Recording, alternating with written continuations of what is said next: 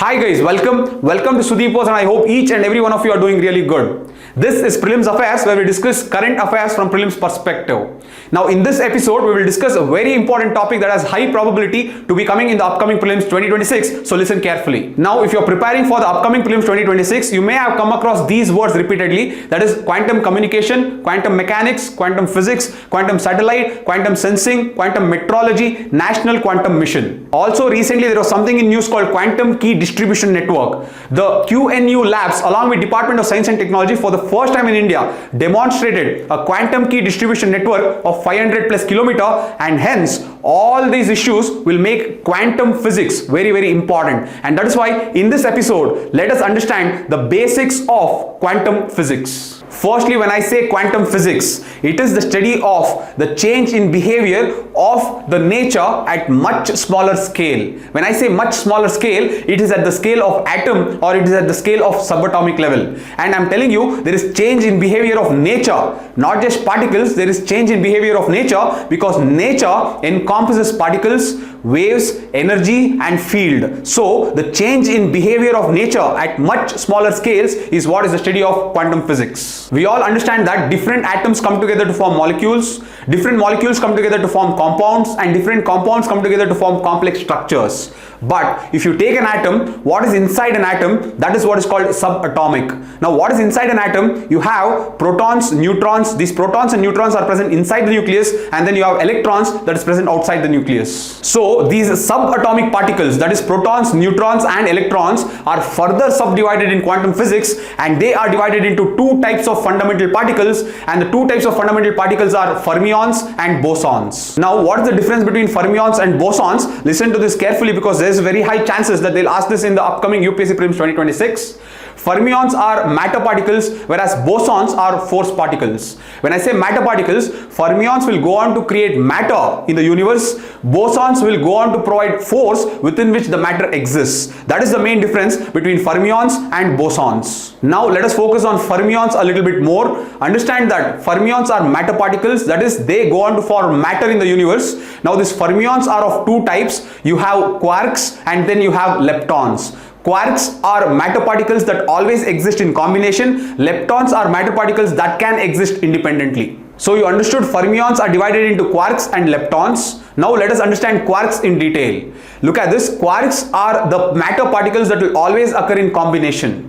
They are the ones that will go on to create protons and neutrons. Look at this. Proton is created by two types of quarks, that is up and down. When you have up plus down, this combination will create proton. When you have up plus down, this combination will go on to create neutron. So this up and down are two types of quarks. When they occur in combination, they will go on to create proton and neutron. So you understood that quarks are responsible for the creation of protons and neutrons. Now let us understand a little bit more in depth about quarks. Quarks are of three generations: first generation, second generation and third generation. The first generation quarks are up and down. You just saw how different combinations of up and down goes on to create protons and neutrons. At the end of the day, it is this first generation quarks, that is up and down, that forms all matter in our universe. The next is the second generation quarks. They are known as charm and strange. Charm and strange are quarks that are highly unstable. They are there for a very fraction of a second. They are very heavier elements and they are found in very high energy environments such as supernova, cosmic explosion or particle accelerator. Understand that these quarks, that is charm and strange, do not form matter around our universe. The next is the third generation quarks, which are known as top and bottom. These are even more unstable, they are even more heavier elements, and they require even more higher energy environments. So they are highly unstable and found for much shorter period, and they are found in the supernovas or they are found in cosmic explosions. Again, the third generation quarks do not form the matter around the universe. Coming back to the table, just to summarize, we classified the fundamental particles into matter particles, that is fermions, and force particles, that is bosons. And in fermions, that is matter particles, we divided the fermions into quarks and leptons. So you just understood what exactly is quarks. Now let us come to leptons. So this is very important, so listen to it carefully. That is, quarks are the ones that will go on to create protons and neutrons,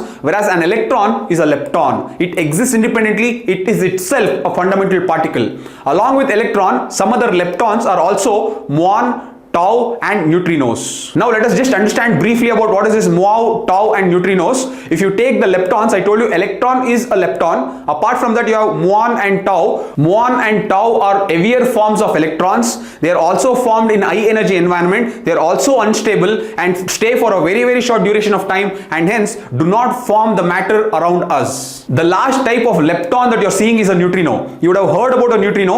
Neutrino is basically particles that are produced at high energy environment, especially at the core of the sun, or radioactive decay or cosmic explosions. These neutrinos have very negligible mass, but they do not have zero mass. They have very negligible mass. The next is neutrino does not interact with any forces except the weak nuclear force. And the third is neutrinos are so abundant that trillions of neutrinos pass through human body every second. However, they do not interact with the other forces, and hence it is very difficult for us to detect the neutrinos. So overall, you learned what are the matter particles, and within the matter particles, that is fermions, what are quarks and what are leptons. So once we are done with the matter particles, now let us move into the force particles or force carriers, and these are known as bosons. So within the bosons, we have four important force particles. The first is gluons, the second is photon, the third is W and Z boson, and the fourth is Higgs boson. Let us understand what type of forces they help create. The first, let us talk about gluons. Gluons are forces that hold the quarks together.